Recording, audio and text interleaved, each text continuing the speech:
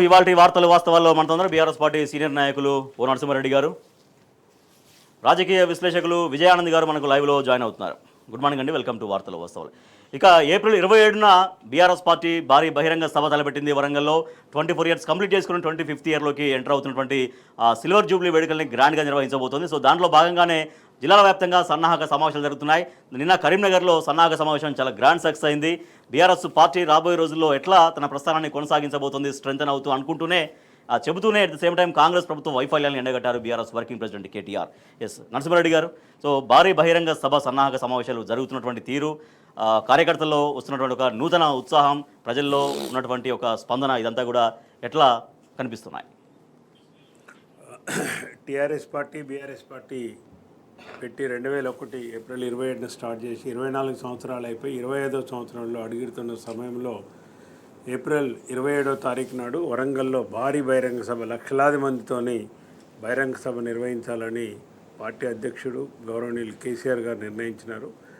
ఆ నిర్ణయంలో భాగంగా కేటీఆర్ గారు, మా వర్కింగ్ ప్రెసిడెంట్ గారు, అన్ని జిల్లాలలో ఏప్రిల్ 27 ఈ రజతోత్సవ సన్నాహక సభలు పెడుతున్నారు. మొన్న 20వ తారీఖు సూర్యాపేట జరిగింది, నిన్న 23వ తారీఖు కరీంనగర్లో జరగటం చూస్తున్నాం. కార్యకర్తల సమావేశం అంటేనే అసలు విపరీతమైన ఊర్లలో ఉన్న వాళ్ళు, ప్రతి కార్యకర్త కూడా ఈ కార్యకర్తల సమావేశం చూస్తుంటేనే మనకు తెలుస్తుంది బీఆర్ఎస్ పార్టీ పని అయిపోయింది, ఇంకా ఏం లేదు, కేసీఆర్ పని అట్లా, కేసీఆర్ పని ఇట్లా అన్న వాళ్లకు చెంపపెట్టుగా ఈ జరిగిన 2 కార్యకర్తల సమావేశం కూడా జరుగుతుంది. టీఆర్ఎస్ పార్టీ అసలు ఎందుకు పుట్టింది, 2001లో ఏ ఉద్దేశంతో పార్టీని కేసీఆర్ గారు స్థాపించినారో అవన్నీ కూడా డీటెయిల్గా నిన్న కేటీఆర్ గారు చెప్పినారు.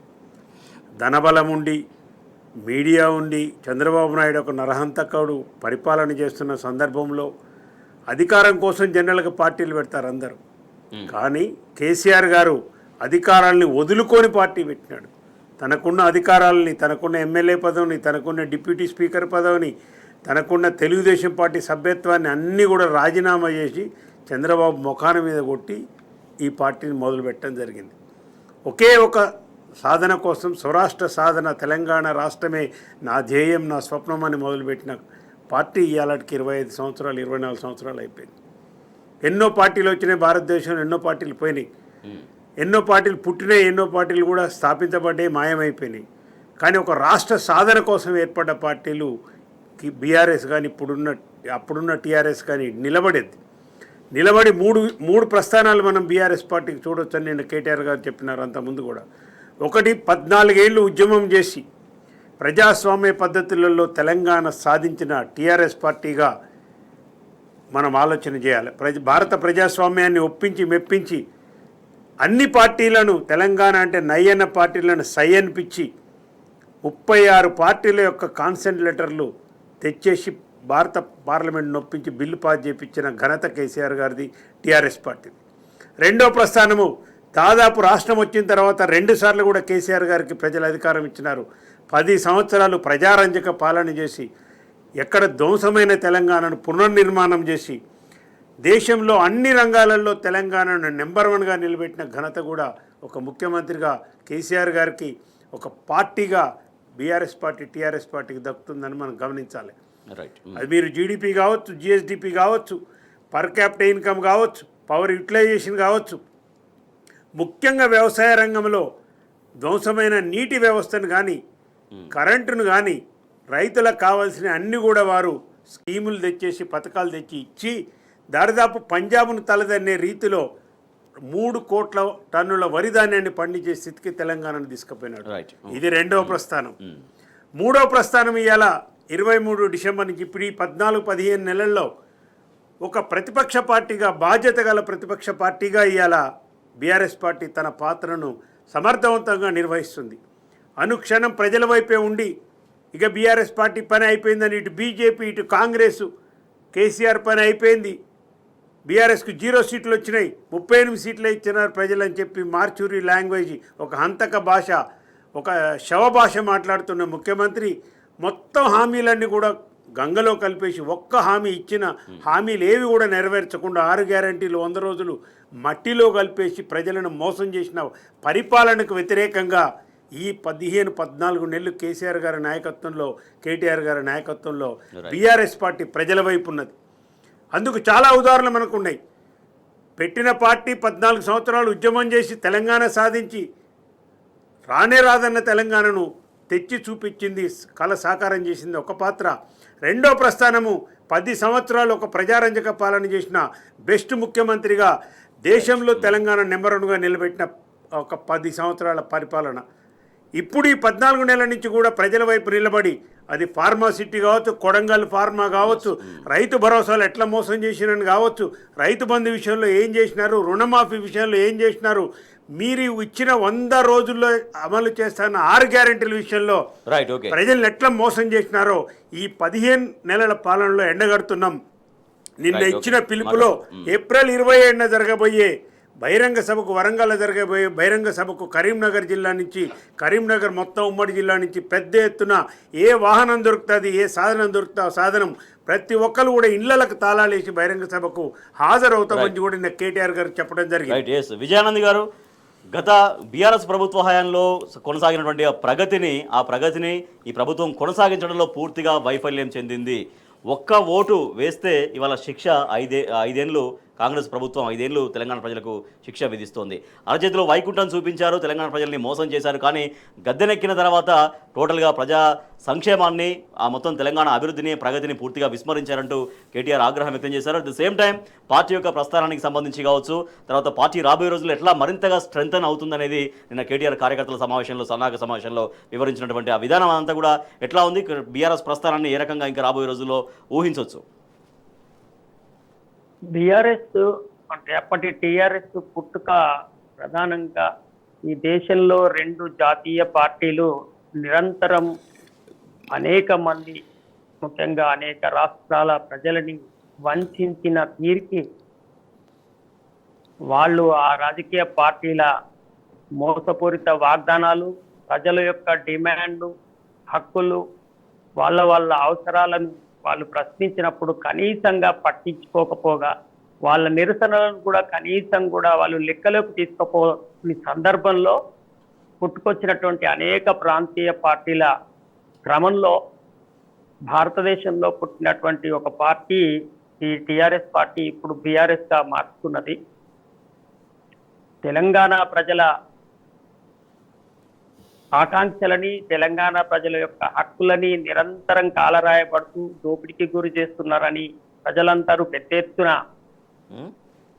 అనేక రకాల నిరసనలు తెలియజేస్తూ ప్రాణత్యాగాలు చేస్తున్నా పట్టించుకున్నటువంటి పార్టీలు ఎట్టి పరిస్థితుల్లో వాళ్ళ ఎజెండాలో పెట్టుకొని క్రమంలో ప్రజల యొక్క భావాల నుంచి, ఆవేశాల నుంచి, ఆశయాల నుంచి పుట్టుకొచ్చినటువంటి ఒక ప్రాంతీయ పార్టీ బీఆర్ఎస్ పార్టీ. ఆనాడు ఆ పార్టీని చాలా మంది లెక్కలకు తీసుకోలేదు. ఇది ఏదో వాళ్ళ అవసరాల కోసం పెట్టి రాజకీయ పబ్బం గడుపుకోవడానికి వచ్చినటువంటి పార్టీగా చాలా మంది తెలంగాణ వ్యతిరేకులు ప్రచారం చేసిండ్రు. అలా తెలంగాణ ఉద్యమం కోసం ఎవరు ముందుకు వచ్చినా ముఖ్యంగా వాళ్ళ యొక్క క్యారెక్టర్ని అసాసినేషన్ చేస్తూ వస్తున్నారు. అందువల్ల తెలంగాణకు ఒక రాజకీయ నాయకత్వం ఉండద్దు అని పెద్ద ఎత్తున ఒక కుట్ర నిరంతరం ఎప్పుడు ఈ ఉద్యమం వెనుక సాగుతూ వచ్చింది.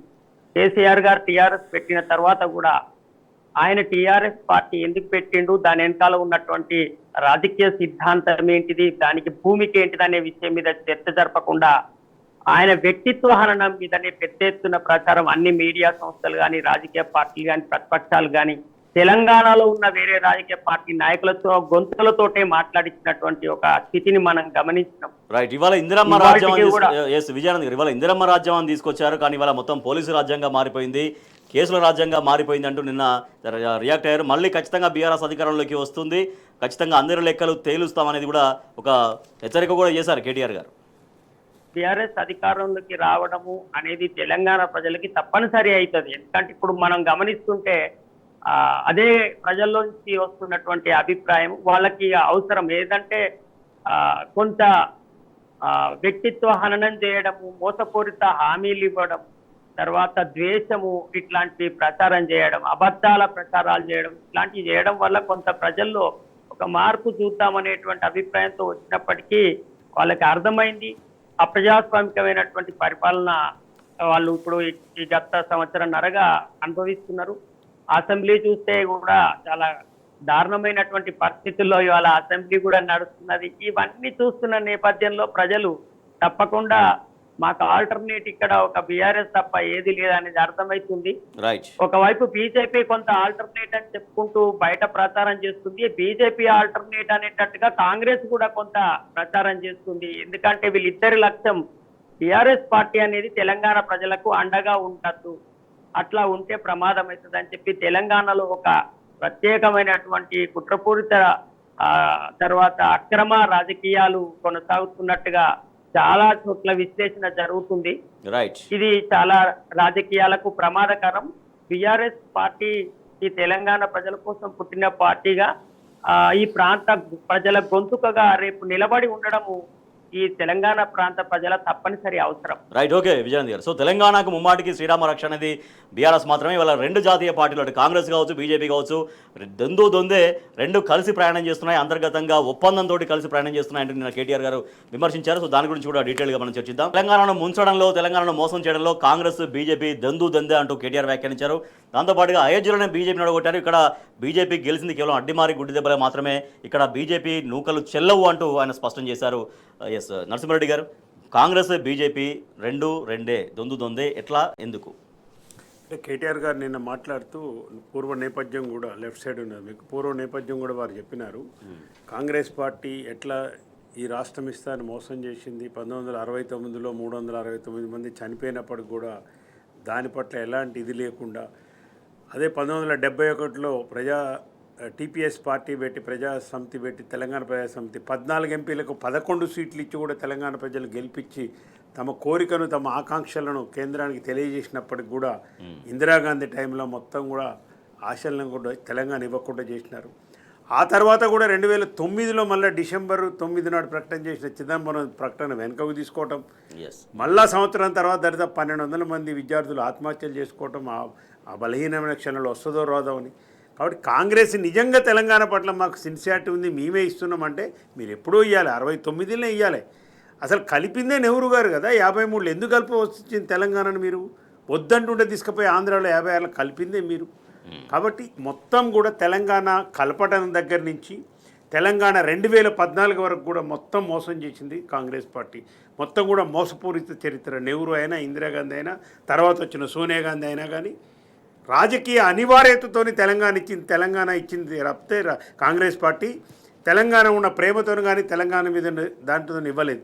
అదేవిధంగా తెలంగాణ వచ్చిన తర్వాత బీజేపీ రాకముందు కూడా బీజేపీ దొంగ మాటలు చెప్పిందని నిన్న కేటీఆర్ గారు చెప్పినారు. 1998లో కాకినాడ తీర్మానం. ఏంటి కాకినాడ తీర్మానము? ఒక్క ఓటు వేస్తే 2 రాష్ట్రాలని చెప్పినారు. ఒక్క ఓటు 2 రాష్ట్రాలని చెప్పినారు. అంటే మీరు ఒక ఓటు వేస్తే మీద అంటే 98లో మీ తెలంగాణ ఇస్తామని చెప్పినారు. ఎందుకు ఇవ్వలేకపోయినా మళ్ళీ ఆ రోజు ఇదే చంద్రబాబు కుట్ర, మళ్ళీ చంద్రబాబు యొక్క దీంతో పడి అప్పుడున్న బీజేపీ మళ్ళీ తెలంగాణను పోస్ట్పోన్ చేసింది. అంటే ఈ రెండు పార్టీ తెలంగాణ ఇవ్వటం ఇష్టం లేక తెలంగాణ ప్రజలు మోసం చేసిందని నిన్న కేటీఆర్ గారు సవివరంగా మొత్తం కూడా నేపథ్యం చెప్పినారు. తెలంగాణ వచ్చిన తర్వాత కూడా 2014 నుంచి ఇప్పటి వరకు బీజేపీ ప్రభుత్వం ఉంది పైన. ఏమిచ్చినారు? విభజన హామీలలో చట్టంలో రాసిన ఏవి కూడా మీరు ఇవ్వలేదు. కాజీపేట కోచ్ ఫ్యాక్టరీ కావచ్చు, బయ్యారం స్టీల్ ఫ్యాక్టరీ అయితే నెరీ అన్యాయం. అసలు ఫ్యాక్టరీ పెడతామని చట్టంలో రాసుకొని అక్కడేదో సెయిల్ రిపోర్ట్ వచ్చింది పనికిరాదని చెప్పి మీరు బయడాల నుంచి తీసుకొచ్చి ఇవ్వచ్చు, అయినా కానీ మీరు అక్కడ ఇవ్వలేదు. కృష్ణా జలాల పంపిణీ నీళ్ల విషయంలో చేసినంత మోసం, దగ బీజేపీ పార్టీ తెలంగాణ ప్రజలకు ఇంకా ఏ విషయంలో రైతులకు అన్యాయం చేసినారు. 67% 70% కృష్ణా నది యొక్క పరివారక ప్రాంతం తెలంగాణలో ఉంటే మీరు ఇంతవరకు నీటి పంపకాలు చేయలేదు. రాజేష్ గారు ఎందుకు నీటి పంపకాలు చేయట్లేదు? 10 సంవత్సరాల నుంచి మేము అడుగుతున్నాం. ఎన్నోసార్లు కేసీఆర్ గారు జూన్ 2వ తారీఖు అయితే జూలై 14వ తారీఖు నాడే లెటర్ రాసి ప్రధానమంత్రి గారిని కలిసినారు. వచ్చిన తర్వాత బీజేపీ చేసినంత మోసం ఎవరూ చేయలేదు.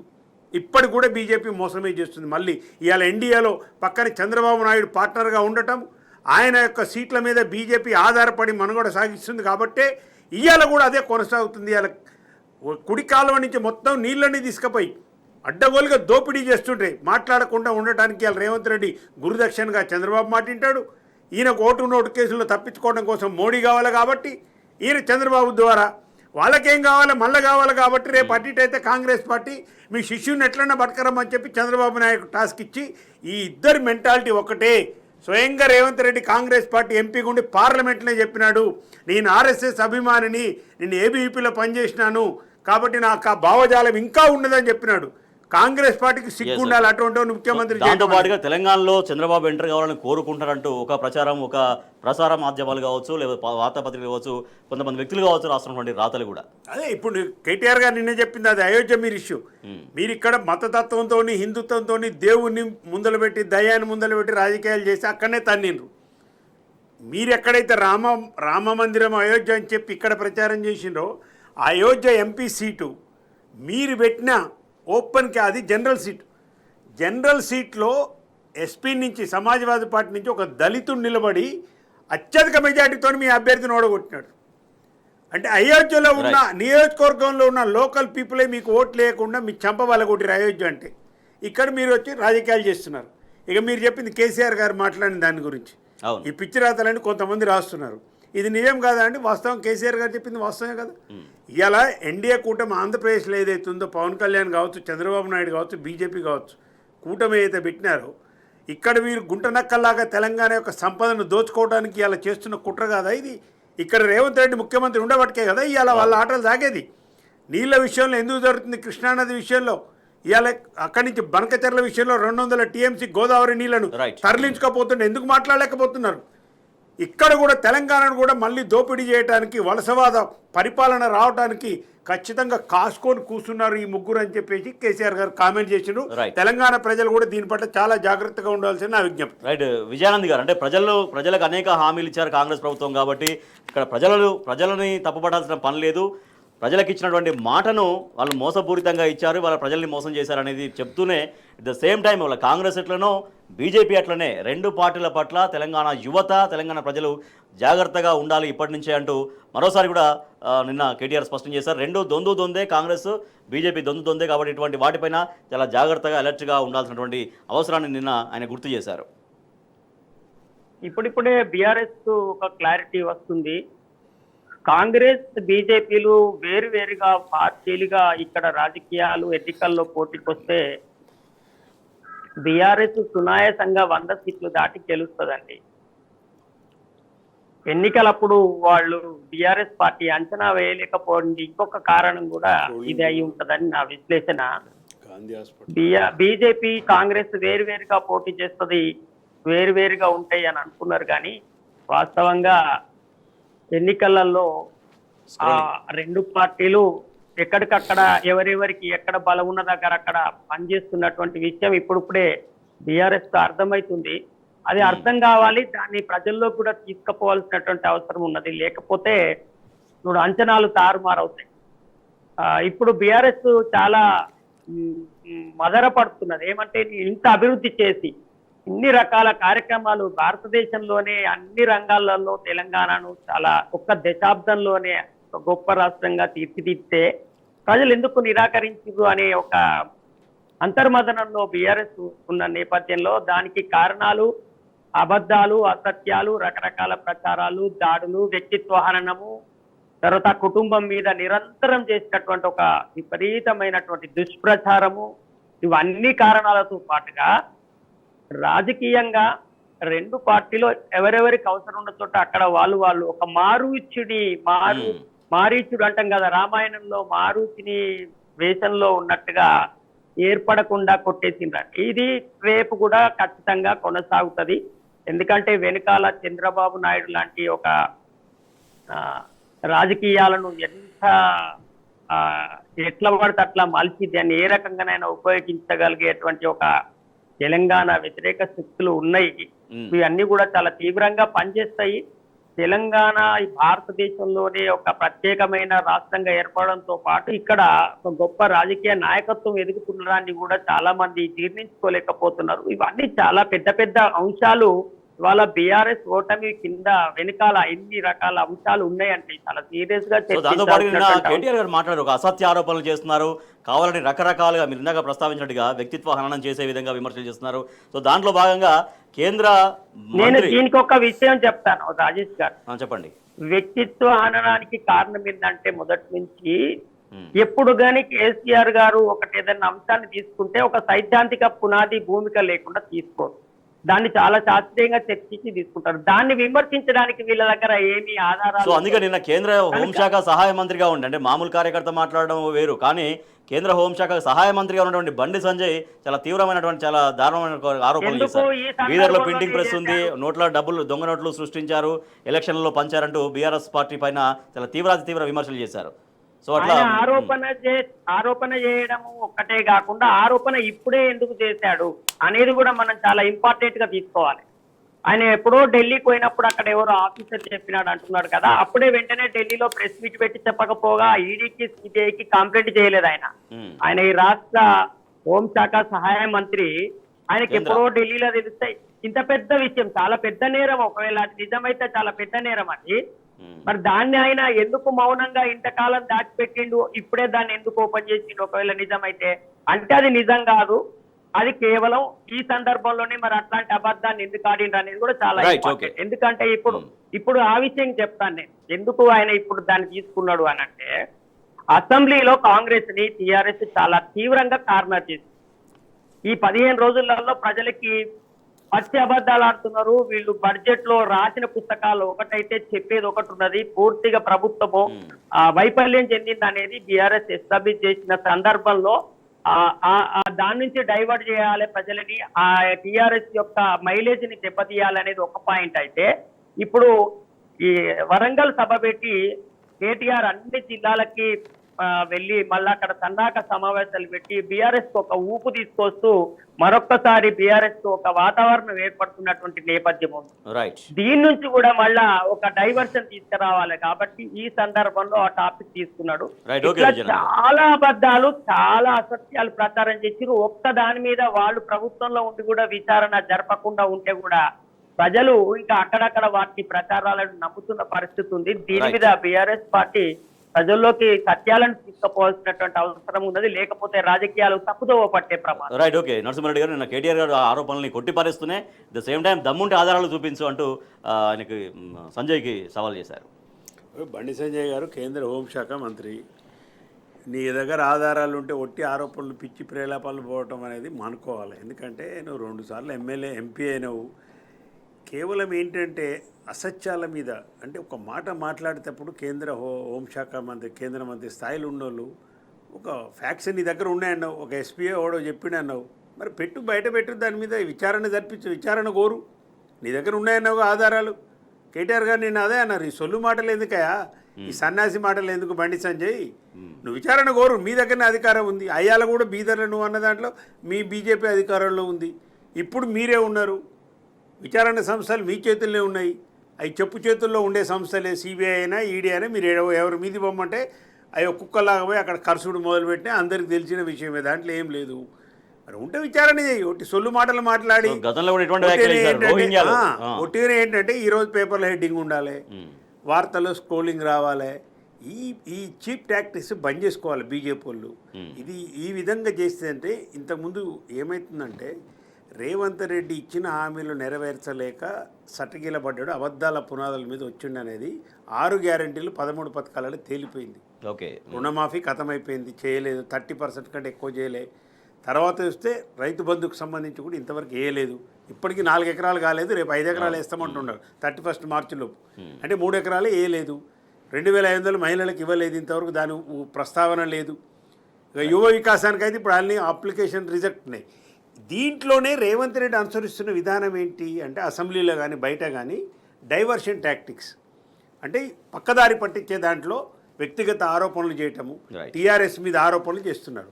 బీజేపీ ఎట్లా సహకరిస్తుందని మేము చెప్తున్నామంటే, ఇది రేవంత్ రెడ్డి డైవర్షన్ పాలిటిక్స్లో ఇంకా వీళ్ళు కూడా ఒక డైవర్షన్ సో మీరు అన్నట్టు అంటే రేవంత్ రెడ్డికి ఎట్లా ఉపయోగపడుతుంది అంటే, 2-3 విధాలుగా బీజేపీ పార్టీ ఇక్కడ వాళ్ళకి రక్షణ కవచంగా ఈ రాష్ట్రంలో రేవంత్ రెడ్డి కాపాడుతుంది బీజేపీ పార్టీ అనటానికి దానికి పునాది కూడా ఉంది. రాహుల్ గాంధీ వద్దంటాడు ఆదాన్ని, మోడీ ఆదాన్ని తీసుకురమ్మంటే తీసుకొస్తాడు, ఆయనకి ఇక్కడ పెట్టుబడులు పెట్టిస్తాడు, మిగతా అన్నీ చేస్తాడు. రాహుల్ గాంధీ చెప్తే ఈయన వినడు, అక్కడ ఆయన చెప్తే మోడీ గారు చెప్తే ఇక్కడ వింటాడు. ఆ విధంగానే మరి ఇక్కడ ఈయనను సో అంటే మీరు చెప్పే పాయింట్గా అదనంగా నరసింహారెడ్డి గారు అంటే ఇప్పుడు కేంద్ర ప్రభుత్వ ఆధీనంలోని విచారణ సంస్థలు ఉంటాయి కాబట్టి, దర్యాప్తు సంస్థలు ఉంటాయి కాబట్టి ఇటువంటి చాలా చాలా సీరియస్గా తీసుకొచ్చి దర్యాప్తు చేయించవచ్చు. ఒకటి రోహింగ్యాలు అప్పుడు హైదరాబాద్లో ఎంటర్ అయ్యారు, తెలంగాణలో ఎంటర్ అయ్యారంటూ తెలంగాణ ప్రభుత్వ వైఫల్యంగా ఇదే బండి సంజయ్ గతంలో మాట్లాడారు. సెంట్రల్ గవర్నమెంట్ ఫెయిల్యూర్స్ని కూడా ఈ రకంగా మాట్లాడడం పట్ల బాగుందా? ఇప్పుడు చైనా వాడు వచ్చి ఆక్యుపై చేసిండా నాయన అరుణాచల్ ప్రదేశ్లో అంటే దానికే దిక్కులేదు, సోయలేదు. ఎంతసేపు ఉన్నాయి రెచ్చగొట్టి. నేను అందుకే చెప్తున్నాను, ప్రజలు, తెలంగాణ ప్రజలు దయచేసి ఆలోచన చేయాలి. ఇక్కడ జరుగుతున్న కుట్ర ఏంటంటే బీజేపీ కానీ కాంగ్రెస్ పార్టీ కానీ రెండు జాతీయ పార్టీలు కూడా ఈ రాష్ట్రంలో కేసీఆర్ గారిని బీఆర్ఎస్ పార్టీని లేకుండా చేసే కుట్రలో భాగము. రేవంత్ రెడ్డి వైఫల్యాలను ఆయన కప్పిపుచ్చుకొని ఎట్లయితే డైవర్షన్ పాలిటిక్స్ చేస్తున్నాడో ఆ డైవర్షన్లో ఆయన లెవెల్ సరిపోవట్లేదని చెప్పి వీళ్ళు కూడా ప్రస్తుతం జరుగుతున్న దాన్ని ఒక్కనాడన్న బండి సంజయ్ 6 గ్యారెంట్ల గురించి మాట్లాడండి. కిషన్ రెడ్డి గారు ఒక్కనాడు మాట్లాడాడు. బీజేపీ అధ్యక్షుడు ఏం మాట్లాడరు, ఎవరు మాట్లాడరు. హైడ్రా వస్తే ఇంకా స్వాగతిస్తామంటారు. ఏం చేస్తున్నారు మీరు అంటే కాపాడుతున్నాడు. రైట్. కాంగ్రెస్ బీజేపీ దొందే వాళ్ళ కాంగ్రెస్ను బీజేపీని కాంగ్రెస్ కాపాడుకుంటూ ప్రయాణం చేస్తున్నాయి. సో దాంట్లో భాగంగానే అయితే కాంగ్రెస్ వాళ్ళు కానీ లేదంటే బీజేపీ వాళ్ళు కానీ వ్యక్తిత్వ హననం చేసే విధంగా, వ్యక్తిత్వాన్ని కించపరిచే విధంగా ఈ రకంగా ఆరోపణలు చేస్తున్నారంటూ బీఆర్ఎస్ పార్టీ ఈ ఆరోపణలను తీవ్రంగా ఖండిస్తుంది. ఆధారాలుంటే నిరూపించంటూ బండి సంజయ్ కూడా బీఆర్ఎస్ నుంచి కూడా సవాల్ విసురుతున్నారు. దేశవ్యాప్తంగా దేశ రాజకీయాల్లో గ్రోక్ ఇప్పుడు సంచలనం సృష్టిస్తోంది. బీజేపీకి సంబంధించినటువంటి ఎటువంటి ప్రశ్న వేసినా కూడా పూర్తిగా బీజేపీ డొల్లమయం, దేశ ప్రజలకు చేసిందేమీ లేదు అంటూ ఆ ఆన్సర్లు వచ్చే విధంగా ఆ సమాచారాన్ని ఇస్తోంది గ్రోక్ ఒకసారిగా. సో బీజేపీకి తర్వాత ప్రధాన ప్రతిపక్షం ఉన్నటువంటి వాళ్ళకి అస్త్రంగా మారింది, బీజేపీకి మాత్రం ఇది పంటి కింద రాయిలా మారినటువంటి విమర్శలు వస్తున్నాయి. The same time గ్రోకు go back అంటూ వాళ్ళ బీజేపీ నాయకులు కొన్ని చోట్ల కార్యక్రమాలు కూడా చేస్తున్నటువంటి పరిస్థితి. రైట్. నరసింహారెడ్డి గారు, బీజేపీ చేసిందేమీ లేదనేది గ్రోకు ఏఐ వస్తున్నటువంటి ఆన్సర్స్. సో ఇది ఎంత ప్రభావం చూపిస్తుంది బీజేపీ పైన, నరేంద్ర మోడీ పైన, ఆయన పరిపాలన పైన, ఆయన విధానం పైన? ఫస్ట్ గ్రోక్ అంటే ఏందో చాలా మంది సామాన్య ప్రజలకు తెలియదు. ఒక 1/2 సెకండ్ దాన్ని గ్రోక్ అనేది ఏంటంటే, ఇప్పుడైతే ట్విట్టర్ ఇంతకుముందు ఉందో దాన్ని ఎలాన్ మస్క్ కొని దాన్ని ఎక్స్ చేసినాడు. ఆ ఎక్స్ వేదికగా ఉన్న దాంట్లో ఇది ఒక గ్రోక్ అనేది వాళ్ళు తయారు చేసిన ఒక యాప్. ఇది చాట్ బాట్ అంటారు. ఆ చాట్ బాక్స్ ఏంటంటే ఆ బాట్లో నువ్వు ఏదైనా అడిగితే దాని ప్రశ్నలు జవాబు చెప్తుంది. వాళ్ళ యొక్క ఇన్ఫర్మేషన్ బేసింగ్ ఆన్ ఎక్స్ వాళ్ళదే కాబట్టి, ఎలాన్ మస్క్దే కాబట్టి, వేరే వాటిల్లో ఉన్న సోషల్ మీడియాలో ఉన్న మిగతా ఫేస్బుక్ మిగతా అట్లాంటి వాటి మీద ఆధారపడకుండా గ్రోక్ యొక్క సమాచారము దేని మీద 90% బేస్ అయి ఉంటుందంటే ఎక్స్ వేదికగా జరిగిన చర్చలు, ఎక్స్ వేదికగా జరిగిన కామెంట్స్, ఎక్స్ వేదికగా అందరూ చేసినవి జమ చేసేసి మీరు ఏ ప్రశ్న ఇస్తే ఆ ప్రశ్నకు అది జవాబు చెప్తుంది. ఏ భాష అయినా చెప్తుంది. దరిదాపు అన్ని భాషల్లో, తెలుగులో ఆడితే తెలుగులో చెప్తే, హిందీలో ఆడితే హిందీలో చెప్తుంది, ఇంగ్లీష్లో ఆడితే ఇంగ్లీష్ చెప్తుంది. ఇది గ్రోక్ గురించిన చిన్న సమాచారం. ఓకే. ఈ గ్రోక్ సంబంధించి ఏంటంటే ఇది ఎలాన్ మస్క్ది. ఇది మొన్న మోడీ గారు పోయినారు, అమెరికాతో మాకు చాలా సంబంధాలు ఉన్నాయి. ఆయన ట్రంప్ పిలవకపోయినా ఈయనే జయశంకర్ని పంపించి ఒక ఇన్విటేషన్ పంపించి ఇది కూడా చెప్పుకోవాలి. ఎందుకంటే గ్రోక్ గురించి చెప్తున్నప్పుడు మోడీ నాకు ట్రంప్ చాలా అత్యంత ఆత్మీయుడు, ఫస్ట్ లేడీ అంటారు అమెరికాలో. ఈయన ఫస్ట్ ఫ్రెండ్ అన్నట్టుగా, ఫస్ట్ ఫ్రెండ్ ఆయన ఎక్కడ లేదు, ఫస్ట్ ఫ్రెండ్ అన్నట్టుగా ఈయన బిల్లపించుకొని మోడీ గారు ఆడికి పోయి ఆయనతో కలిసినాడు. కలిసిన తర్వాత ఎవరింటికి పోలే, ఎలాన్ మస్క్తో కలిసి. ఎలాన్ మస్క్ ఆయన ముఖ్య అనుచరుడు, రాజకీయాలను శాసిస్తున్న వ్యక్తి ఎలాన్ మస్క్తో పోయి, ఎలాన్ మస్క్ నాకు చాలా దగ్గర అని చెప్పి వాళ్ళ ఇంటికి పోయి వాళ్ళ చిన్న చిన్న పిల్లలతో ఆడుకొని వాళ్ళ ఇంట దరిదాపు ఒక 6-7 గంటలు గడిపి వచ్చి టెస్లా తెస్తున్నాను, నా మాట మీదనే ఎలాన్ మస్క్ ఇక్కడికి వచ్చి టెస్లా వస్తుందని ఇక్కడ వచ్చి ప్రచారం చేసుకున్నారు. గంత క్లోజ్ అని చెప్పుకుని వీళ్ళు. ఇవాళ ఏమైపోయింది, బీజేపీకి మింగుపడిన విషయం ఏంది, అదే ఎలాన్ మస్క్తోని ఆధ్వర్యంలో జరుగుతున్న గ్రోక్ ఎక్స్ వేదికగా ఉన్న ఆ యాప్ ఏదైతే ఆర్టిఫిషియల్ ఇంటెలిజెన్స్ ఉందో అది ఇవాళ బీజేపీ వ్యతిరేకంగా అన్నీ చెప్తా ఉంది, వాస్తవాలు చెప్తుంది. ఒక 2 ఉదాహరణలు చూద్దాం. బీజేపీ అధినాయకుడు ప్రధానమంత్రి మోడీ గారు ప్రెస్ మీట్లు ఎట్లా కండక్ట్ చేస్తారు అని ఒక ఆయన ప్రశ్న అడిగిండు, ఏది గ్రోక్ని. అంటే ఇవన్నీ ఏముండవు, ముందే ప్రశ్నలు తయారు చేస్తారు, జవాబులు చేస్తారు, అక్కడ ఓన్లీ ఇట్లా మాట్లాడుతుంటారు. అంటే ప్రిస్క్రైబ్డ్, ఆల్రెడీ స్క్రైబ్డ్ ఇవే ఉంటాయి, ఇక్కడ ఏమి అడిగేది ఉండదు, న్యాచురల్గా చెప్పేది ఏముండదు అనేది అది చెప్పింది. చెప్పేవరకు ఇప్పుడు ప్రధానమంత్రి ప్రెస్ మీట్లే పెట్టాడు ఆయన. ఈ 10 సంవత్సరాలు పెట్టింది మ్యాక్సిమం ఒక 5, 6, 10 పెట్టిండు. వాటి బండారం బయటపడిపోయింది. అట్లాగే మతద్వేషాలకు సంబంధించి ఎట్లా చేసిండు ఈ 10 సంవత్సరాల నుంచి అంటే ఎక్కడెక్కడ ఏం చేసినారు, ఎవరెవరు ఏం మాట్లాడినారు, రెచ్చగొట్టినాయని కూడా గ్రోకు ఆర్డర్లో చెప్పుకుంటూ వచ్చింది క్రానలాజికల్గా. ఇక మూడో విషయం చెప్తాను, అత్యంత ముఖ్యమైన విషయం ఏంటంటే ఈ 10 సంవత్సరాల్లో ఉన్నది లేనట్టుగా లేనిది ఉన్నట్టుగా సృష్టించి అక్కడ అల్లలు జరిగినాయి, ఈడ హిందువులు 20 మంది చచ్చిపోయినారు, ఆడ 100 మంది చచ్చిపోయినారని చెప్పి మిగతా ప్రాంతాలలో ఏవైతే ఒక ఏమంటారు విద్వేష భావాన్ని రెచ్చగొట్టి హిందువులను ఐక్యం చేసి మెజారిటీతో ఓట్లు పొందినరో వీటి గుట్టు కూడా గ్రోక్ బయట పెట్టింది. ఎట్లా బయట పెట్టింది? సోషల్ మీడియా ఆధారంగా ఎట్లా మోడీ పవర్లోకి వచ్చినాడో మోడీకి ఫాలో అవుతున్న ఎక్స్ వేదికగా 60 లక్షల ఖాతాలు ఫేక్ అని తేలిపోయింది. గ్రోకు చెప్పిన సమాధానం ఇది. ఆయనను ఫాలో అవుతున్న లక్షలాది ఖాతాలలో కోట్లున్నాయి, మాకు 3 కోట్లున్నాయి, 2 కోట్లున్నాయని బీజేపీ వాళ్ళు సోషల్ మీడియాలో మోడీ నెంబర్ 1 దేశంలో ప్రపంచంలో చెప్పుకున్న దాంట్లో గ్రోకు బట్టబయలు చేసిన వాస్తవం ఏంటంటే వాళ్ళు మెయింటైన్ చేస్తున్న దాంట్లో 60 లక్షల ఖాతాలు మోడీ ఖాతాయన్ని కూడా ఫేకు, వాళ్ళే సృష్టించి ఇతరుల పేరు మీద క్రియేట్ చేసిన ఖాతాలు 60 లక్షలు ఉంటాయి. సమాచారం మొత్తం తప్పుడు సమాచారం. ఇంకా ఇక ఫేక్ అన్నప్పుడు ఏముంటుంది? ఇప్పుడు వాళ్ళు మోడీకి అనుకూలంగానే మాట్లాడుతుంటారు కదా, అది ముందర పెట్టి ప్రజల ముందు పెట్టి ఇగో ఇంతమంది ఫాలో అయిన మోడీ గారు చెప్పిన ఇంతమంది ఒప్పుకున్నారు, ఇంతమంది అంగీకరించిండ్రు అని మళ్ళీ వేరే మీడియాలలో ప్రచారం చేసి స్టేట్లలో ప్రచారం చేయడం జరిగింది. దీనికి సంబంధించి 140 కోట్లు అక్కడ పెట్టింది చూడండి, ఇక్కడ రైట్ సైడ్ ఎంత ఖర్చు పెట్టారో చూడండి, ఖర్చు చూడండి, డబ్బు చూడండి. దీనికి మీరు ఒక షాడో మినిస్ట్రీ $140 మిలియన్ ఇవ్వాలంటే కొన్ని వేల కోట్ల రూపాయలు ఇవ్వాలా. బీజేపీ ప్రభుత్వం గత 10 సంవత్సరాలుగా మోడీ నాయకత్వంలో, అమిత్ షా నాయకత్వంలో ఈ సోషల్ మీడియాని అడ్డం పెట్టుకొని వీటన్నిటిని మాధ్యమాలను అడ్డం పెట్టుకొని ఎట్లా వీళ్ళు చేస్తున్నారు అనేది చెప్పినారు. రెండో విషయం చెప్పినది ఇంకొక వాస్తవం కూడా బయటపెట్టింది. సీఎం యోగి ఆదిత్యనాథ్ కానీ బీజేపీ నేత గిరిరాజ్ సింగ్ వంటి వాళ్ళు మత ద్వేషాలను ఎక్కువగా ప్రచారం చేస్తున్నారని గ్రోక్ పేర్కొన్నది. దీన్ని మీకు ఒక ఉదాహరణ చెప్తా.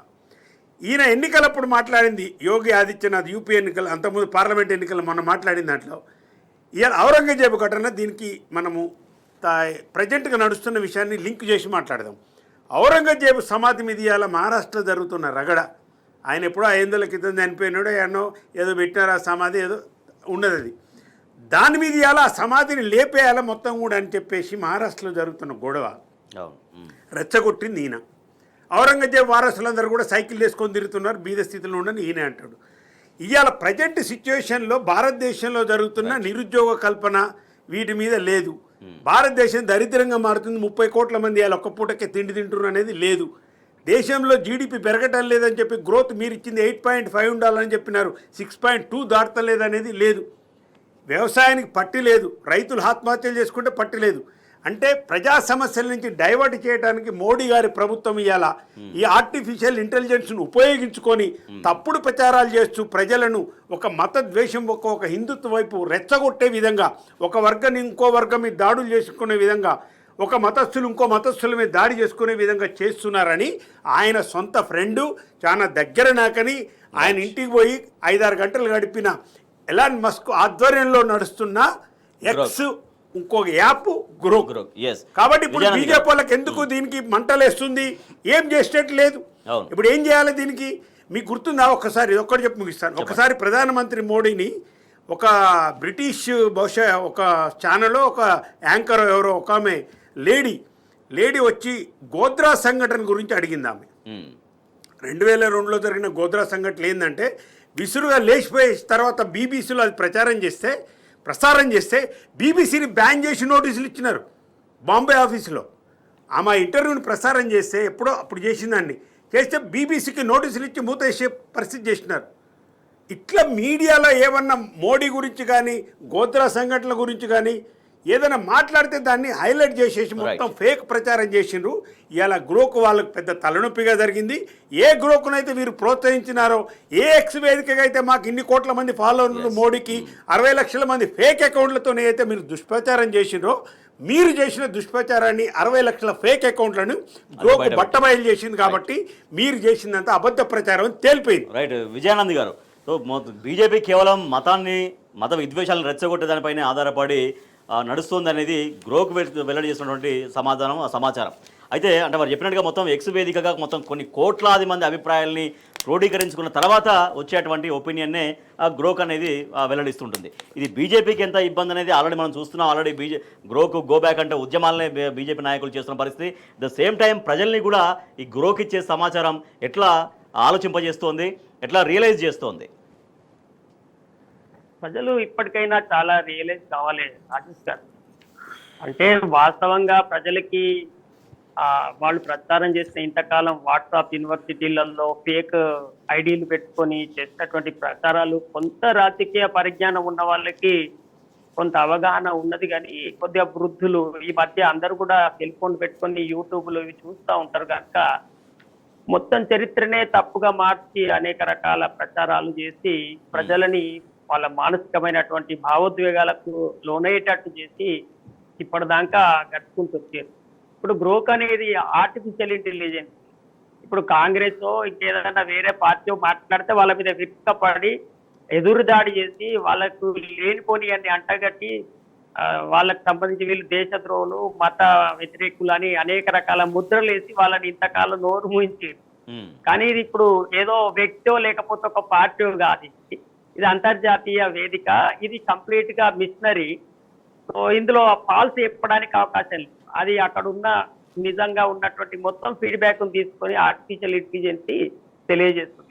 ముఖ్యంగా యూత్ ఇవాళ ఏఐని అన్ని చోట్ల వాడుతూ దాన్ని నమ్ముతూ దాన్ని అడుగుతూ ఉపయోగించుకుంటున్నటువంటి ఒక నిజం.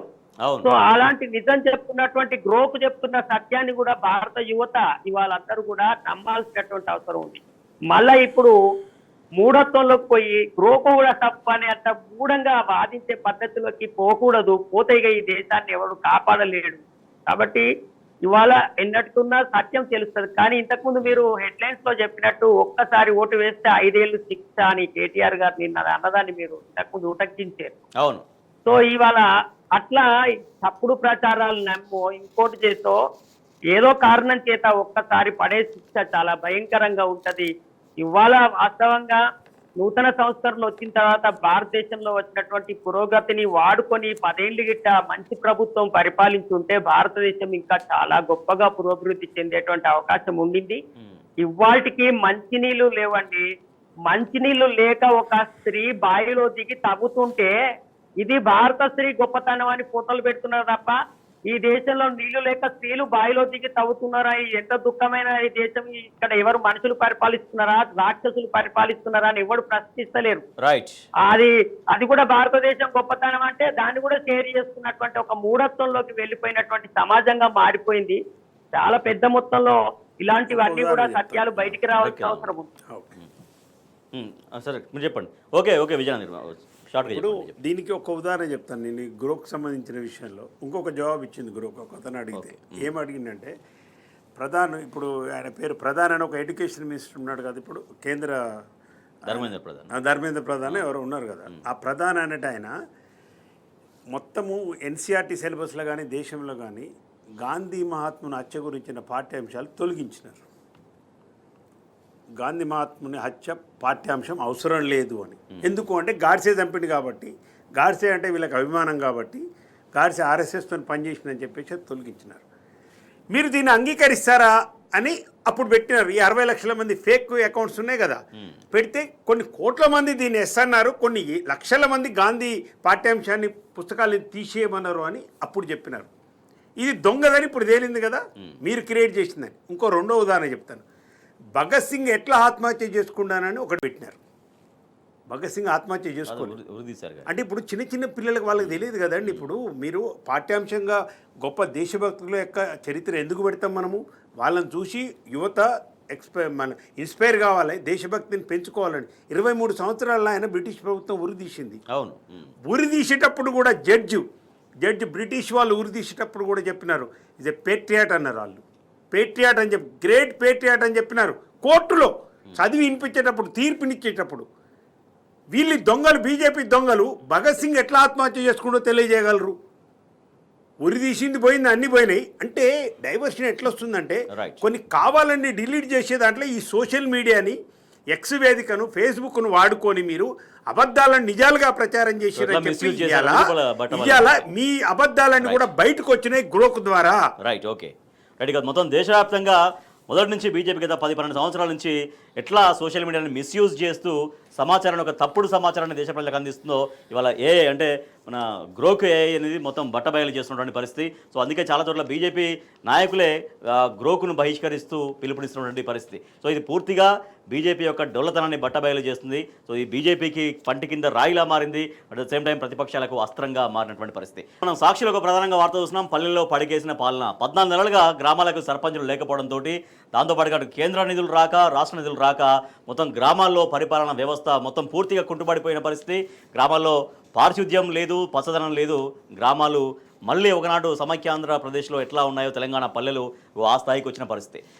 విజయానంద్ గారు, పల్లెల్లో 14 నెలలుగా పరిపాలన పూర్తిగా పడకేసిన పరిస్థితి. దాన్ని రాష్ట్ర ప్రభుత్వం కానీ కేంద్ర ప్రభుత్వం కానీ పట్టించుకోవట్లేదు. సో ఇప్పటికే సర్పంచులు, మాజీ సర్పంచులు తమ బిల్లుల కోసం పెండింగ్ బిల్లులు ఉన్నాయా, పెండింగ్ బిల్లుల కోసం ఎన్నిసార్లు రోడ్డు ఎక్కినా, ఎన్నిసార్లు వాళ్ళు ఆందోళన చేసినా వాళ్ళు అరెస్ట్ చేయడం, వాళ్ళు అణిచివేయడం జరుగుతుంది. సో ఈ పల్లెల్ని పట్టించుకోవడం ఎట్లా, పల్లెల్ని బాగు చేయడం ఎట్లా ఈ సమయంలో? తెలంగాణ రాకముందు పల్లెలు పూర్తిగా వట్టిపోయి మొత్తము దుబ్బు ఆరిపోయి భయంకరమైన పరిస్థితుల్లో ఉన్న పల్లెలని పట్టణ ప్రగతి, పల్లె ప్రగతి లాంటి కార్యక్రమాలతో గత 10 ఏళ్ళుగా కొద్దిగా జీవకళ ఉట్టి పడేలాగా మారింది. గత ప్రభుత్వము మొత్తం బడ్జెట్లో సింహ భాగాన్ని గ్రామీణ ప్రాంతాలకి అనేక సంక్షేమ పథకాల రూపాల్లో గ్రామ ప్రజలకు అందేలాగా చేయడం, అట్లాగే సాగునీటి వసతిని ప్రధానంగా గ్రామాలకు చేరేలాగా చేయడం, పంటల అభివృద్ధి చేయడం, వాటితో పాటు పారిశుద్ధ్యము, అభివృద్ధి కార్యక్రమాల మీద కూడా బాగా చిత్తశుద్ధితో శ్రద్ధ పెట్టి పనిచేసినటువంటి పరిస్థితి. అది మనం ఎట్లా చెప్పచ్చు అంటే, కేంద్ర ప్రభుత్వమే భారతదేశంలో మొత్తం రాష్ట్రాలకు వచ్చినటువంటి అవార్డులలో వస్తే ఒక్క తెలంగాణకు వచ్చిన అవార్డు 2-3 ఎక్కువగా ఉన్నాయి.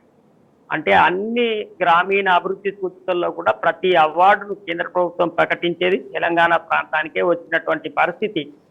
అంత చక్కగా ఇవాళ ప్రకృతి వనాలు, పల్లె ప్రకృతి వనాలు, నర్సరీలు అక్కడ ఏర్పాటు చేయడం, అట్ ది సేమ్ టైము అంతకుముందు ఈ శ్మశాన వాటికలు లేకుండే, అట్లా ప్రతి గ్రామంలో తప్పకుండా ఒక శ్మశాన వాటిక, ఒక క్రీడా ప్రాంగణం, ఒక చిన్నపాటి స్టేడియం కూడా ప్రతి గ్రామంలో ఏర్పాటు చేయడము, ఇట్లా ఒక గ్రామాన్ని ఒక మంచిగా వినూత్నంగా నేటి అవసరాల దృష్టి పెట్టుకొని దాని ఒక నిర్మాణాన్ని తీసుకురావటం జరిగింది. ప్రతి గ్రామంలో రైతుల సమావేశాల కోసమని రైతు వేదికలు, మహిళా వేదికలు కూడా కొన్ని గ్రామాల్లో నిర్మించారు. ఇట్లాంటి ఒక చక్కటి వాతావరణం నుంచి ఇవాళ ఏమైంది, ప్రభుత్వం దగ్గర నిధులు లేవు, డైరెక్ట్ గానే వాళ్ళు చెప్తున్నారు. ఇవాళ సర్పంచులందరూ వచ్చి ఆర్థిక శాఖ మంత్రి గారి కార్యాలయం ముందట ధర్నా చేసినటువంటి పరిస్థితిని మనం మొన్న చూసినాము. బిల్లులు ఇవ్వలేక వాటన్నిటినీ మొత్తము పక్కకు పెట్టేసిరు. అంతేకాకుండా కొత్తగా ఎలాంటి గ్రామీణ ప్రాంత అభివృద్ధి కోసం ఈ కార్యక్రమాలు తీసుకునేటువంటి పరిస్థితుల్లో ఇవాళ ఉన్నటువంటి ప్రభుత్వం లేదు. రెండోది, సర్పంచులు ఉన్నప్పుడు పాపం వాళ్ళు ఏదో గ్రామంలో పెద్దరి కోసం, పేరు కోసం అన్న ఏదో ఒకటి చేయాలని ప్రయత్నం చేసి వాళ్ళ పదవీ కాలం అయిపోయిన తర్వాత కూడా వాళ్ళ పాత బిల్లులే రాక వాళ్ళు కష్టపడుతున్నారు. ఇప్పుడు ఎన్నికలు పెట్టే పరిస్థితులలో ఈ ప్రభుత్వం లేదు. అంటే ఇంకా ఈ మొత్తము అక్కడ పారిశుద్ధ్యం అంతా పడికేసిన పరిస్థితే ఉంటది. రాను రాను ఇంకా పల్లెలు మళ్ళొక్కసారి ఇందిరమ్మ రాజ్యంలో పల్లెల్లాగా మారే ప్రమాదం ఉంటది. ఇప్పటికైనా ప్రభుత్వం వెంటనే వీటి మీద అక్కడ ఉన్నటువంటి ప్రభుత్వ అధికారులతో చొరవతో పల్లెల్ని పారిశుద్ధ్యం వైపు, మళ్ళా పచ్చదనం వైపు నిలిపి ఉండేలాగా ప్రయత్నాలు తప్పకుండా చేయాల్సిన అవసరం అయితే ఉన్నది. రైట్, ఓకే నరసింహరెడ్డి గారు, పల్లెలు బాగుంటేనే పట్టణం బాగుంటుంది, రాష్ట్రం బాగుంటుంది. గతంలో పల్లె ప్రగతి, పట్టణ ప్రగతి ఎట్లా సాగిందో మనం చూసాం. ఇవాళ సర్పంచులు లేకపోవడంతో పల్లెల పరిస్థితి ఎట్లా ఉందో కూడా మనం చూస్తున్నాం. సో ఇది ఇట్లా కొనసాగాల్సిందేనా? దీనికి ఏంటి పరిష్కారం ఇప్పుడు? ఇప్పుడు కేసీఆర్ గారు ఉన్నప్పుడు ఏంటంటే, ఆయన మహాత్మా గాంధీ యొక్క ఆలోచనల ప్రకారం తెలంగాణ ఉద్యమాన్ని అహింసాయుతంగా నడిపినాడు.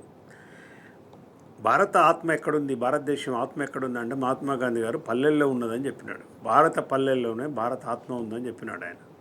దాన్ని గట్టిగా నమ్మిన వ్యక్తి కేసీఆర్ గారు. ఖచ్చితంగా పల్లెలు బాగుపడితేనే తెలంగాణలో అర్బనైజేషన్ ఎంత ఫాస్ట్గా నడుస్తున్నప్పుడు ఇంకా 75% ప్రజలు ఇలా పల్లెలను జీవిస్తున్నారు. కాబట్టి అక్కడున్న ప్రతి అంశాన్ని వారు సీరియస్గా తీసుకొని మంచినీళ్ళ దగ్గర నుంచి మొదలు పెడితే పారిశుద్ధ్యం దగ్గర నుంచి మొదలు పెడితే ప్రతి ఊరికి ఒక ట్రాక్టర్ కొనిచ్చి పారిశుద్ధ కార్మికులను నియమించి ఒక డంపింగ్ యార్డ్ పెట్టి అన్నీ చేసి పల్లెలను పచ్చగా చేసినాడు. అది రైతు బంధు కావచ్చు, మిగతాయి కావచ్చు, నీళ్లు కావచ్చు, పొలాలు చేసి ప్రతి ఎకరం పారిచ్చినాడు. మీకు చెప్తే నమ్మరు, కేసీఆర్ గారి టైంలో 10 సంవత్సరాలలో ఇక్కడ ఉండేవాళ్ళు కరెంట్ 24 గంటలు ఉండటం ద్వారా, అక్కడున్న వాతావరణం మంచిగా ఉండటం ద్వారా, పారిశుద్ధ్యంగా ఉండటం ద్వారా పట్టణాల్లో ఉండేవాళ్ళు హైదరాబాద్ ఉండే చాలామంది అక్కడ ఊర్లలో పోయి ఇండ్లు కట్టుకున్నారు. కరెంటు మంచిగా ఉంది, అన్ని మంచిగా ఉన్నాయి, ఏసీలు పనిచేస్తున్నాయి, అన్ని పనిచేస్తున్నాయి. పాడుపడ్డ బావులను కూడా ఉండనీయలే కేసీఆర్ గారు, తీసేయమన్నాడు. అక్కడ దోమలు జమ అవుతున్నాయని చెప్పేసి వాటిని బూట్ చేసిన పరిస్థితి ఉంది. పాడుపడ్డ ఇండ్లు ఉంటే ఏమన్నా నేలమట్టం చేయమని చెప్పి ఇట్లా పల్లెల మీద ఒక ప్రత్యేకమైన శ్రద్ధ పెట్టి ప్రతి నెల 329 కోట్ల రూపాయలు పల్లె ప్రగతి కింద కేసీఆర్ గారు కేటాయించి పల్లెలను అట్లా బాగు చేసినారు. ఆనందంగా ఉండేది పల్లెళ్ళకి పోతే. ఇవాళ మొత్తం శ్మశాన వాతావరణం. ఇప్పుడు వారు చూపించిన సాక్షి పేపర్ చూపించింది, అదొక గ్రామంలో వాళ్ళు చిన్న గౌరాయపల్లి అనేది యాదగిరిగుట్ట మండలంలో. అది ఇంతకుముందు అక్కడ కంపోస్ట్ తయారు చేసేదండి. కంపోస్ట్ ఎరువులు తయారు చేసింది. ఇవాళ చూడండి ఎట్లా మొత్తం కూడా పాడుపడిపోయింది అక్కడ. దీంట్లో 2 కారణాలు ఏంది, ఇప్పుడు సర్పంచులు లేకపోవడం ద్వారా పాలక మండలి లేనిది కేంద్ర ప్రభుత్వ నిధులు రావు.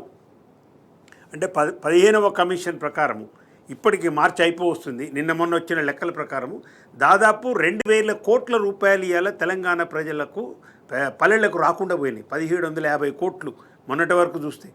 అంటే 1750 కోట్లు ఇప్పుడు సర్పంచ్ ఎన్నికలు కనుక ఈ ప్రభుత్వం పెట్టి ఉంటే ప్రతి పర్ హెడ్ ఇస్తారు. ఆ అకౌంట్ 356 రూపాయలు 400 రూపాయలు ఉంటుంది.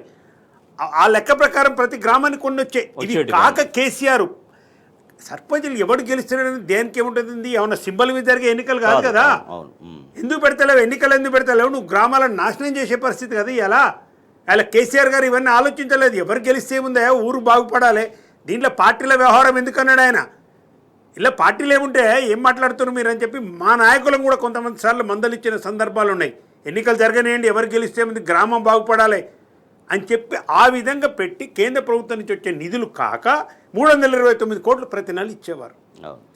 ఇప్పుడు నీకేం లేదు, నీకు పరిపాలన లేదు, నీకు బుర్ర లేదు. ఆ బుర్రలు ఏముందో ఎవరికి తెలియదు. ప్రతీకారము బూతులు తప్పితే రేవంత్ రెడ్డి గారి పరిపాలన ఎక్కడుంది? ఇవాళ మంత్రులు పోగలుగుతున్నారా, ఎమ్మెల్యేలు తిరగలుగుతున్నారా? ఇంకా ఈ చక్కదనానికి ఈ మహాత్ముడు చెప్తాడు, ఈ మొగోడు చెప్తాడు, చెప్పింది చేసింది చెప్పుకోలేకపోతున్నాం అంటాడు. వెళ్ళమని మరి మీ ఎమ్మెల్యేలు వెళ్ళి ఇలా ఊళ్ళో పోయి చెప్పమని చెప్పు. ఎంతబడి కొట్టే పరిస్థితి వస్తుంది. ఈ లాంగ్వేజ్లో చెప్పాలంటే ఇవాళ మీ ఎమ్మెల్యే లాగుల్లో తొండలు ఇడిచే పరిస్థితి గ్రామాలలో ఉంది. నీ లాంగ్వేజ్లో చెప్పాలంటే మీ ఎమ్మెల్యేలు పండబెట్టి తొక్కే పరిస్థితి, కసరేలేదానికి ఒక తొక్కే పరిస్థితి ఉంది. కేవలం ప్రభుత్వ నిర్లక్ష్యం వల్ల ఇవాళ తెలంగాణ ప్రజలు నిర్లక్ష్యానికి గురి కాబడి మొత్తం పాలన పడికేసి ఇలా అధ్వానమైన పరిస్థితుల్లో తెలంగాణ పల్లెలు ఉన్నాయనేది వాస్తవం. Yes thank you so much Narasimha Reddy గారు. Thank you so much Vijayanand గారు. ఇది వాళ్ళ వార్తలు వాస్తవాలు చూస్తూనే ఉండండి టీ న్యూస్.